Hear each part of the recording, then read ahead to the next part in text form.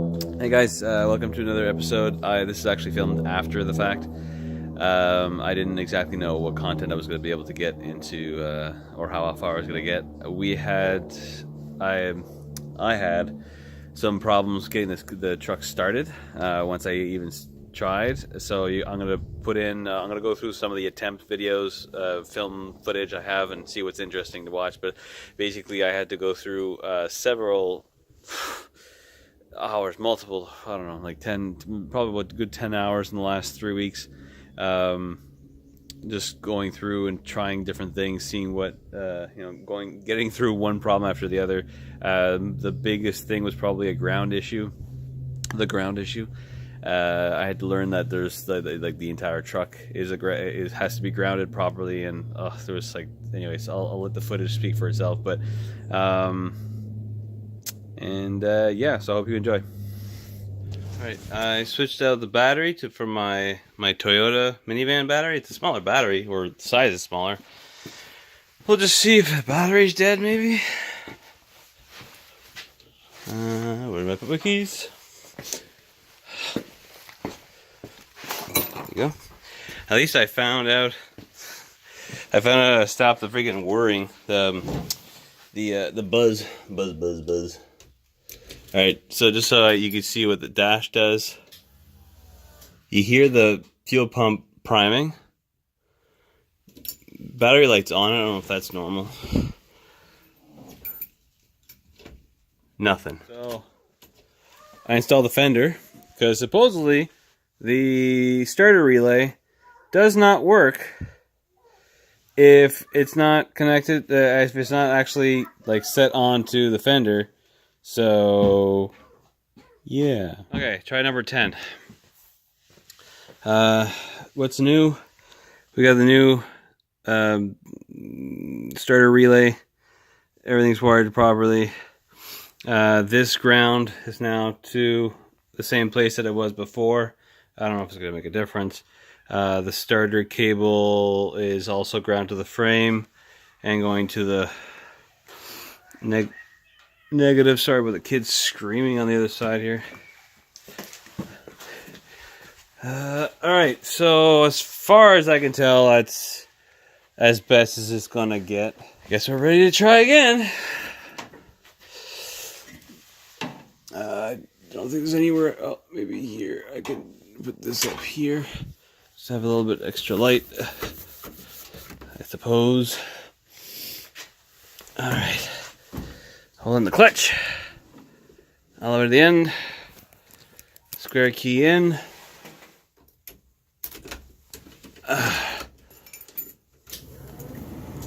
Ooh, cool. The vent's on. That's cool. Okay. Ready? Let's just see. Okay. Fuel pump's on. Okay. And nothing. Another test just because. Just because. Nothing. Okay, an update on the grounding situation. This ground wire is going to there. I test from the positive to the ground, and there's 12 volts. That means that I for sure am getting. That means that for sure the engine block is grounded.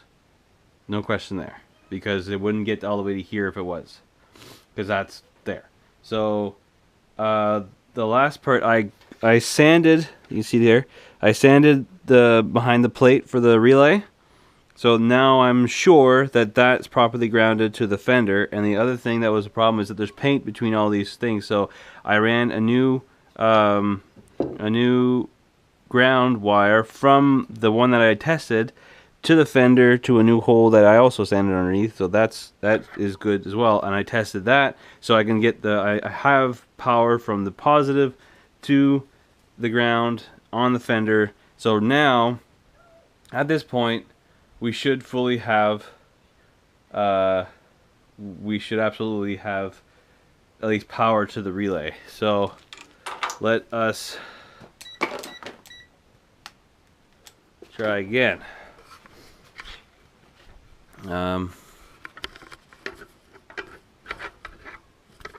Guess you guys can have like the best seat. And if this thing blows up, well, I'll just buy a new camera. Okay. Again, nothing obstructing. Nothing slipping.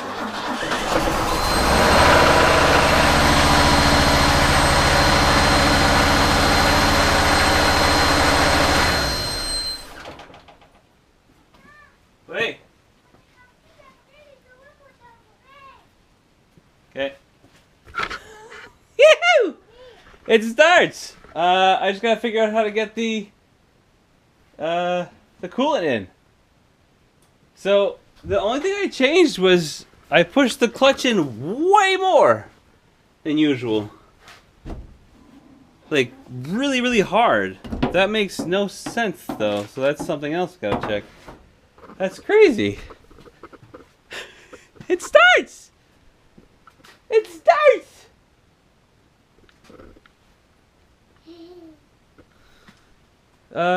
Okay, so we'll see how this thing runs.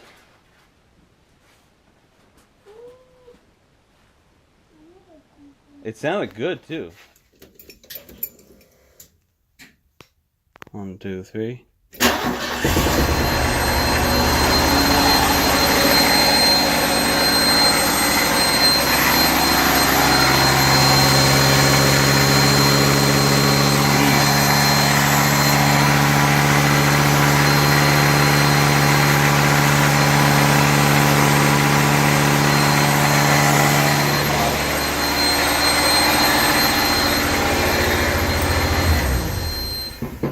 Yeah, I'm not liking the sound of that.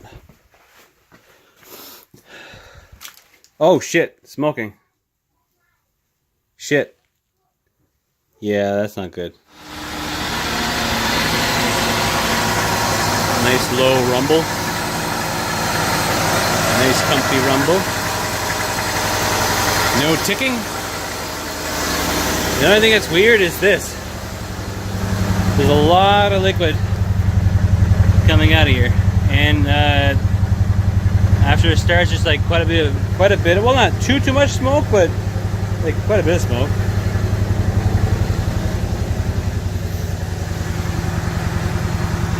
I watch for my kids here.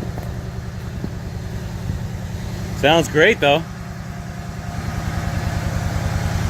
Hear that rumble?